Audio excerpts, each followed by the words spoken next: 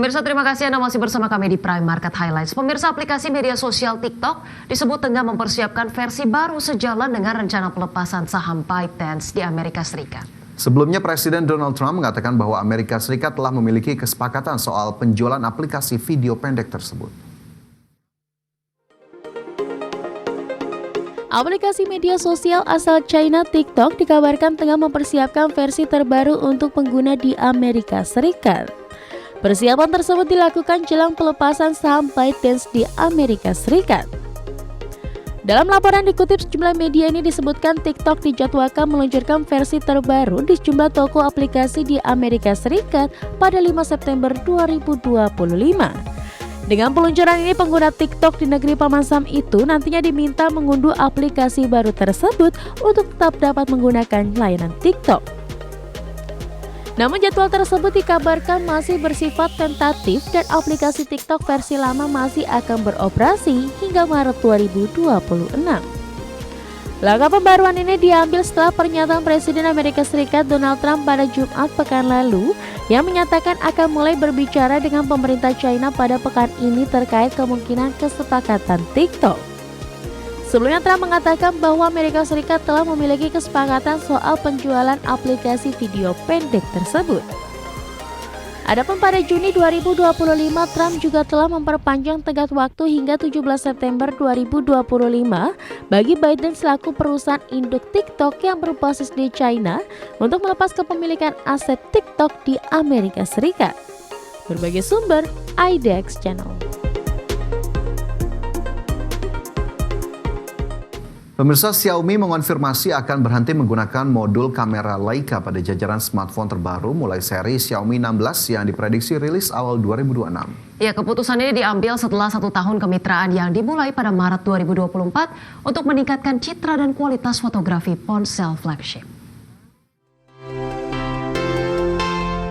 Xiaomi mengkonfirmasi bakal berhenti menggunakan modul kamera Leica pada jajaran smartphone terbaru mulai seri Xiaomi 16 yang diprediksi rilis awal 2026.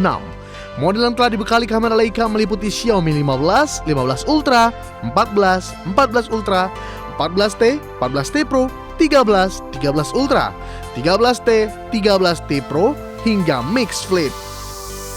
Semua seri di atas tak lagi mendapatkan update modul optik Leica pada generasi berikutnya. Kolaborasi dimulai Maret 2024 usai berakhirnya kemitraan Leica Huawei pada 2023. Xiaomi menerapkan lensa Sumilux di Xiaomi 15 dan 15 Ultra untuk menghadirkan warna autentik, detail tajam serta efek shutter khas Leica yang populer di kalangan fotografer mobile. Manajemen Xiaomi menyebut fokus ke depan akan diarahkan pada teknologi kamera buatan sendiri yang memanfaatkan kemampuan AI dan sensor bayangan rendah tanpa perlu lisensi eksternal.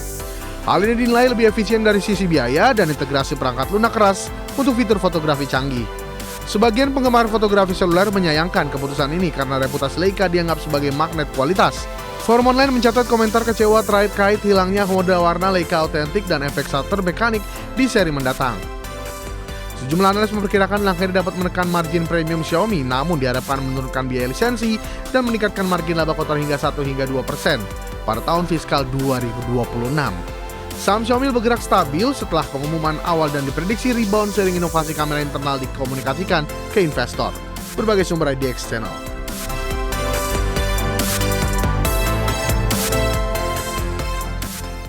Pemirsa, Ferrari memperkenalkan proyek Hypersail, sebuah yacht balap offshore monosail 100 kaki yang sepenuhnya berbasis energi terbarukan. Ya, produk ini merupakan akses pertama Ferrari ke dunia pelayaran yang menggabungkan tradisi balap dengan inovasi maritim tinggi.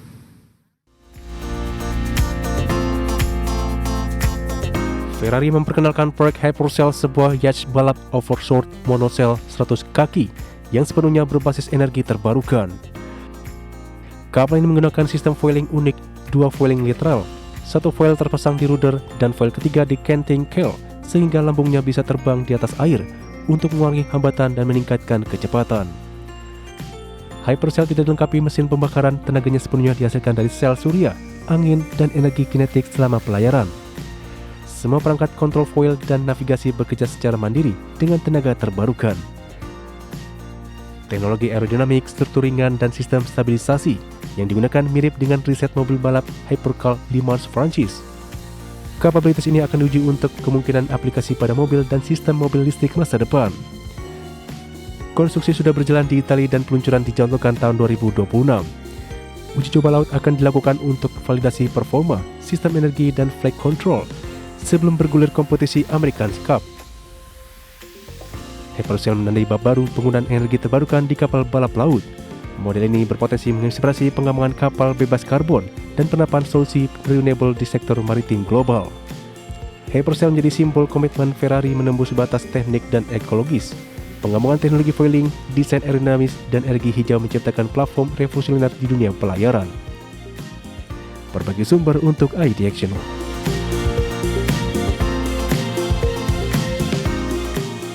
Pemirsa, film F1 The Movie garapan Apple Original Films sukses mengumpulkan 144 juta dolar Amerika secara global di akhir pekan pembukaannya. Rekor ini menjadikannya film Apple dengan debut terbanyak hingga kini dengan pendapatan mencapai 55,6 juta dolar Amerika dan sisanya dari luar negeri.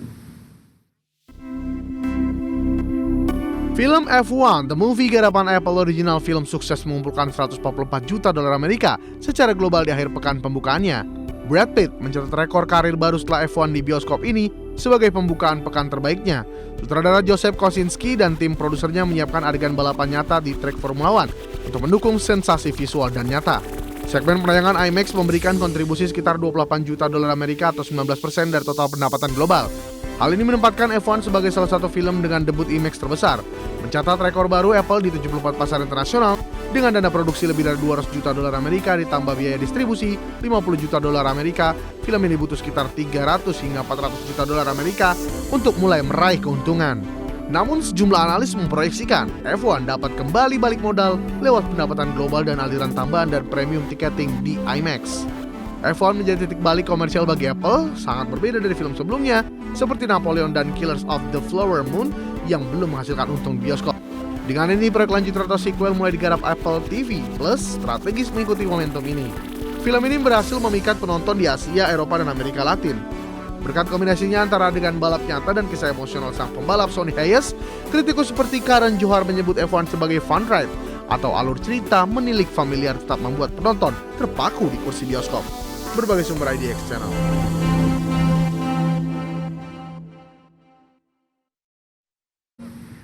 Dan pemirsa, 60 menit sudah kami menemani Anda dalam Prime Market Highlights. Ya, pemirsa, tetap perbaharui terus informasi Anda hanya di IDX Channel, Your Trustworthy and Comprehensive Investment Reference. Saya Rosalyn Chiu. Dan saya Fajar Wayong. Sampai jumpa.